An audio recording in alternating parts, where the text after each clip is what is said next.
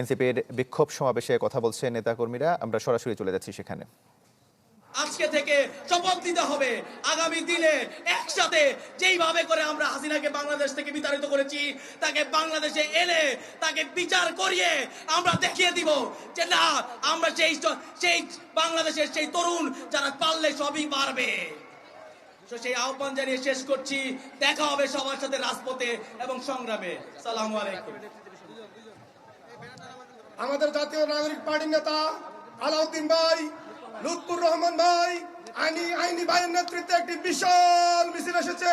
মিছিলকে আমরা করতালি দিয়ে স্বাগত জানাচ্ছি।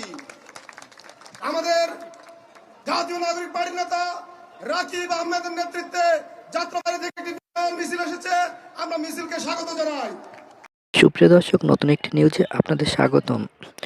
আওয়ামী লীগকে পুরোপুরি নিষেধাজ্ঞা দাবি করার জন্য এনসিপির থেকে একটি মহাসমাবেশ ডাকা হয়েছে এবং সেখানে আওয়ামী লীগকে সারা জীবনের মতো নিষেধাজ্ঞা দাবি করার প্রস্তাব দিয়ে আসছে। তাহলে চলুন বন্ধুরা, এক এক করে ধারাবাহিকভাবে সম্পূর্ণ ভিডিওগুলো দেখে আসি। আপনি যদি আমাদের চ্যানেলে নতুন হয়ে থাকেন তাহলে অবশ্যই চ্যানেলটি সাবস্ক্রাইব করে পাশে থাকবেন। ভিডিওটিতে একটা লাইক দিয়ে চলুন সম্পূর্ণ ভিডিও দেখে আসা যাক। বক্তব্য নিয়ে আসবেন জাতীয় নাগরিক পার্টির সংগ্রামী যুগ্ম আহ্বায়ক জননেতা মাওলানা আশরাফ।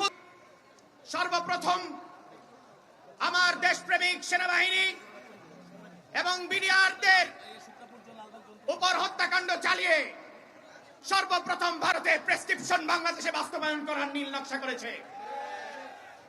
এরপরে আমরা দেখেছি, আমরা যখন শান্তিপূর্ণ উপায়ে আমাদের মাদ্রাসা ছাত্র আলেম ওলামারা, বাংলাদেশের ৯৫% মুসলমানরা তাদের ধর্মীয় অধিকার এবং দাবি দাওয়া নিয়ে শাপলা চত্বরে এসেছিল, তসবিহ এবং জায়নামাজ দিয়ে নিরস্ত্র ভাবে তারা তাদের দাবি দাওয়া জানিয়েছিল। সেই নিরস্ত্র নিরীহ মাদ্রাসা ছাত্রদের উপর নির্বিচারে গুলি করে হত্যা করেছে এই আওয়ামী লীগ। আমরা এরপরে দেখেছি সংসদে দাঁড়িয়ে সেই হত্যাকাণ্ডকে বৈধতা দেওয়ার চেষ্টা করেছে রং হেডেড শেখ হাসিনা। এই শেখ হাসিনাকে ভারতে থাকুক আর যেই দেশে পালিয়ে থাকুক, বাংলাদেশে এনে ফাঁসির কাস্টে ঝুলাতে হবে। হত্যার দায়ে আওয়ামী লীগের বিচার এবং দলটির রাজনীতি নিষিদ্ধের দাবিতে বিক্ষোভ সমাবেশ করবে জাতীয় নাগরিক পার্টি এনসিপি। বায়তুল মোকাররম মসজিদের দক্ষিণ গেটে কিছুক্ষণের মধ্যেই এই সমাবেশ শুরু হবে। আওয়ামী লীগের বিচারের দাবিতে গেল ১ এপ্রিল থেকে রাজধানী থানায় থানায় মশাল মিছিল, গণসংযোগ এবং লিফলেট বিতরণ করে আসছিল এনসিপি। বৃহস্পতিবার এক ভিডিও বার্তায় ঢাকাবাসীকে বিক্ষোভ কর্মসূচিতে অংশ নেওয়ার আহ্বান জানান দলটির আহ্বায়ক নাহিদ ইসলাম। একই দাবিতে বায়তুল মোকাররম উত্তর গেটে বিক্ষোভ কর্মসূচি পালন করবে বৈষম্য বিরোধী কওমি ছাত্র আন্দোলনও।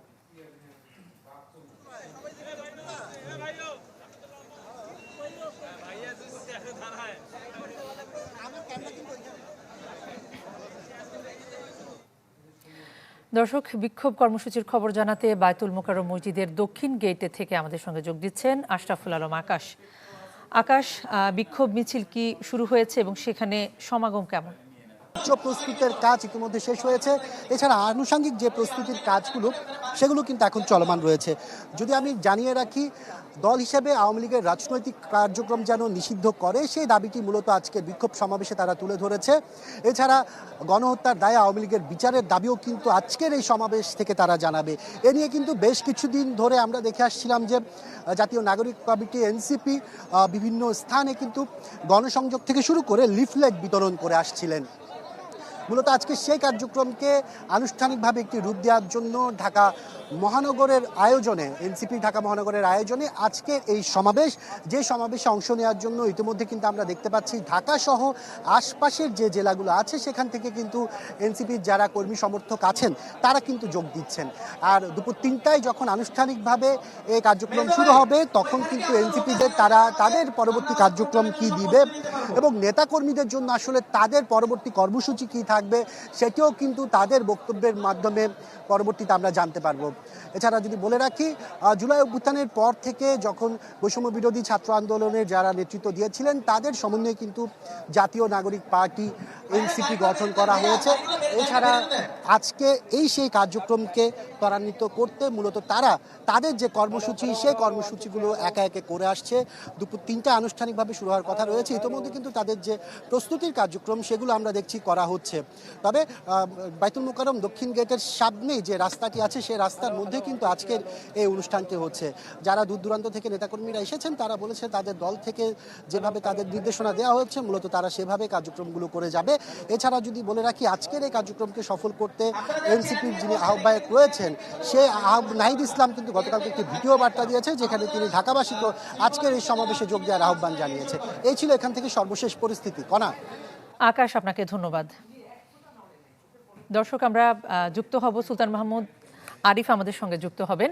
তিনি নারী বিষয়ক সংস্কার কমিশনের যে প্রস্তাব সেই প্রস্তাবের প্রতিবাদে বাইতুল মোকাররম মসজিদের উত্তর গেটে বিক্ষোভ করছে বৈষম্য বিরোধী কওমি ছাত্র আন্দোলন, এবং সেখান থেকে আমাদের সঙ্গে যুক্ত হচ্ছেন সুলতান মাহমুদ আরিফ। আরিফ, কি কি বিষয়গুলো নিয়ে বিক্ষোভ কর্মসূচি আয়োজন করা হয়েছে এবং তারা কি বলছেন বিস্তারিত জানাবেন।